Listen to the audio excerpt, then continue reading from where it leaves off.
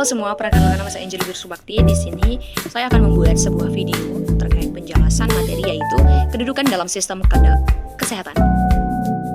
Baik, di sini ada penjelasan terkait sistem informasi kesehatan.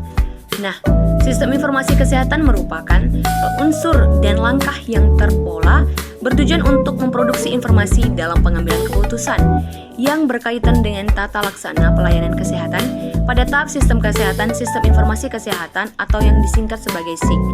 Adapun tujuan utama dari sistem informasi kesehatan adalah untuk meningkatkan kualitas dan efisiensi pelayanan kesehatan, meningkatkan pengambilan keputusan klinis yang tepat, mengurangi biaya dan risiko medis, serta meningkatkan kualitas hidup pasien. Nah, di sini kita masuk pada peran sistem informasi kesehatan, di mana memiliki peran yang penting dalam penyediaan layanan kesehatan. Berikut adalah beberapa peran sistem informasi kesehatan dalam penyediaan layanan kesehatan.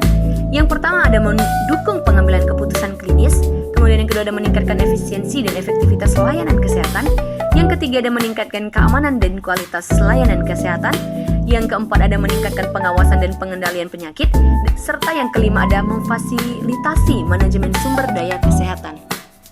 Adapun kedudukan sistem informasi kesehatan, menurut WHO dalam buku Design and Implementation of Health Information System pada tahun 2000, bahwa suatu sistem informasi kesehatan tidak dapat berdiri sendiri, melainkan sebagai bagian dari suatu sistem kesehatan.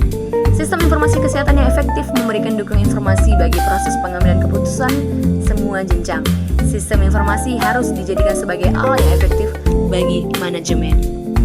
Kemudian di sini ada case yang pertama, di mana di kota Y angka kejadian DBD meningkat drastis setiap musim hujan. Namun, pemerintah kota kesulitan menanggulangi wabah karena yang pertama, data kasus DBD dari puskesmas dan rumah sakit terlambat dilaporkan. Yang kedua, informasi jumlah pasien, lokasi penyebaran, dan ketersediaan tempat tidur tidak terintegrasi. Yang ketiga, dinas kesehatan hanya mengandalkan laporan manual yang masuk 2 sampai dengan 3 minggu setelah kejadian, sehingga langkah intervensi terlambat. Untuk mengatasi hal ini, pemerintah kota membangun sistem informasi kesehatan terintegrasi yang menghubungkan puskesmas, rumah sakit, laboratorium, dan dinas kesehatan. Maka adapun pembahasannya adalah yang pertama ada integrasi data pasien. Setiap pasien yang terdiagnosa DBD di puskesmas atau rumah sakit langsung tercatat di dalam sistem informasi kesehatan. Yang kedua itu ada data otomatis yang masuk ke dashboard dinas kesehatan sehingga tidak ada lagi keterlambatan. Kemudian ada pemantauan epidemiologi. SIK menampilkan peta digital sebaran kasus DBD berdasarkan alamat pasien. Kemudian dinas kesehatan dapat mengidentifikasi wilayah dengan peningkatan kasus atau hotspot. Kemudian ada pengambilan keputusan cepat. Nah, dengan data real time, pemerintah bisa segera mengirim tim fogging ke daerah rawan. Stok obat dan kepatuhan cairan infus dapat segera terpenuhi sesuai dengan jumlah kasus. Kemudian kita masuk pada kisah yang kedua, di mana di salah satu rumah sakit Z di daerah pedesaan memiliki keterbatasan dokter spesialis. Banyak pasien dengan penyakit kronis seperti diabetes, hipertensi, dan penyakit jantung harus dirujuk ke rumah sakit besar di kota yang jaraknya jauh dan membutuhkan biaya yang tinggi. Nah, untuk mengatasi hal ini, rumah sakit Z mulai menerapkan layanan telemedicine. Dokter umum di desa dapat melakukan konsultasi online dengan dokter spesialis di kota. Namun pada awalnya ada beberapa masalah. Yang pertama, data pasien tidak terintegrasi. Rekam medis pasien masih berupa catatan kertas sehingga dokter spesialis sulit memahami riwayat penyakit pasien. Kemudian yang kedua ada kesulitan dokumentasi.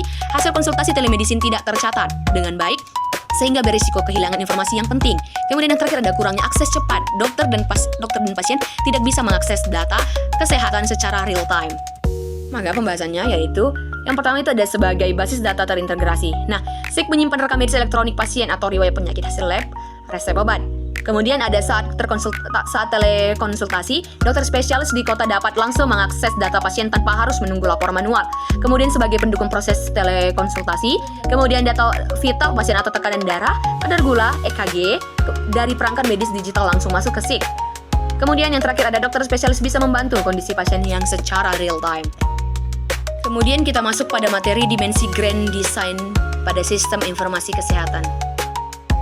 Nah, dimensi grand design sistem informasi kesehatan ini yaitu untuk melihat secara utuh. Grand design sistem informasi kesehatan dikonstruksikan dalam beberapa dimensi sebagai cara pandangnya, yakni dimensi kebutuhan sebagai target, rancangan ataupun produk yang diharapkan, dimensi komponen sistem informasi kesehatan sebagai strategi pendekatan untuk melakukan penguatan sistem informasi kesehatan.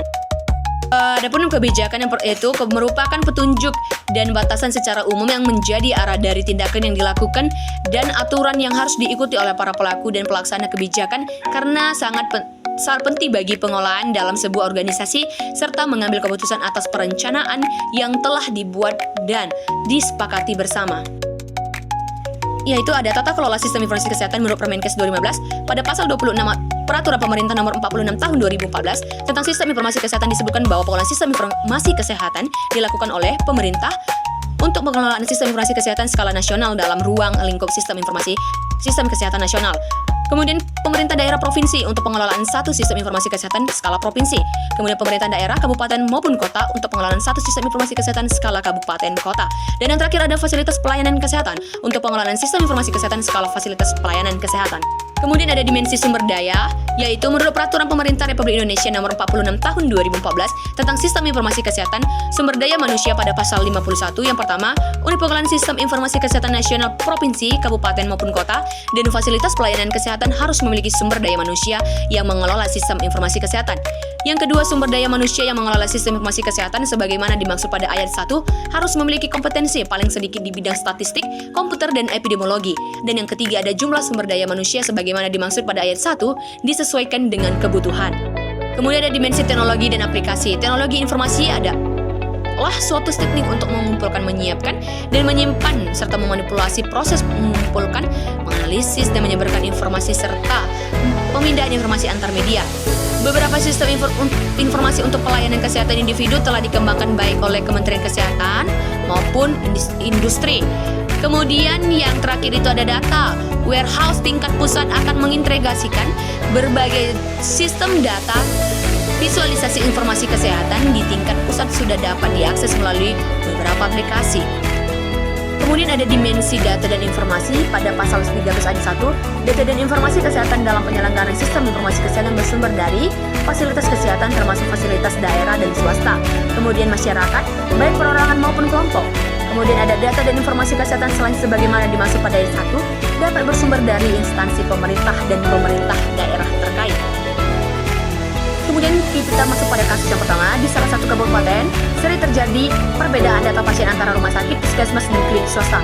Contohnya, seorang pasien penderita TBC terdaftar di puskesmas sebagai pasien yang aktif.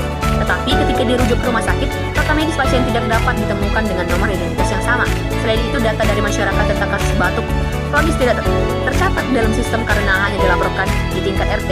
Untuk memperbaiki hal ini, Dinas Kesehatan Kabupaten menerapkan sistem informasi kesehatan berbasis rekam medis elektronik yang disusun dengan memperhatikan dimensi data dan informasi sesuai dengan pasal 13.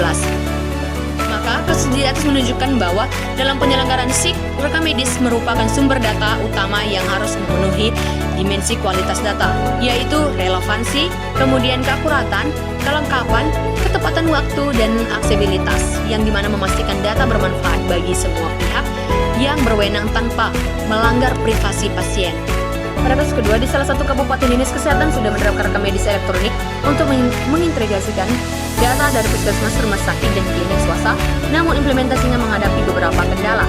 Yang pertama ada keterbatasan sumber daya manusia, kemudian yang kedua ada keterbatasan infrastruktur, dan yang ketiga itu ada dampak terhadap layanan kesehatan. Pembahasannya betul, sumber daya manusia. Sesuai dengan pasal 51 ayat 1 dan 2, setiap unit pengelola sistem informasi kesehatan harus memiliki SDM dengan kompetensi statistik, komputer, dan epidemiologi.